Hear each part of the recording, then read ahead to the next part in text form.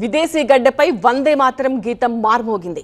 స్లోవేకియా రాజధాని బ్రాటిస్లావాలో భారత ప్రధాని మోదీకి వందే మాతర గీతాలాపనతో ఘన స్వాగతం పలికారు. స్లోవేకియా బృందం శ్రావ్యంగా భారత జాతీయ గీతాన్ని ఆలపించింది. లూచ్నికా అసెంబ్లీ కళాకారుల అద్భుత ప్రదర్శన ఇచ్చారు. జాతీయ గేయం 150 వసంతాలు పూర్తి చేసుకుంటున్న వేళ అంతర్జాతీయ వేదికపై అరుదైన గౌరవం లభించింది.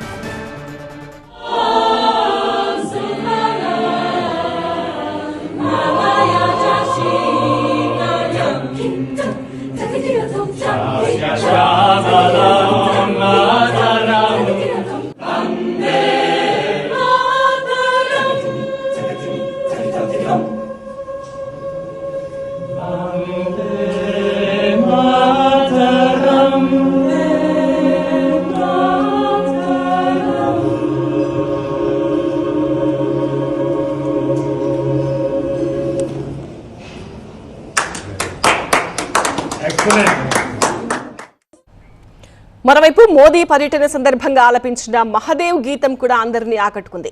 స్లోవేకియాలో పర్యటించిన తొలి భారత ప్రధానిగా మోదీ రికార్డు సృష్టించారు. స్లోవేకియా ప్రభుత్వానికి ధన్యవాదాలు తెలుపుతూ ట్వీట్ చేశారు.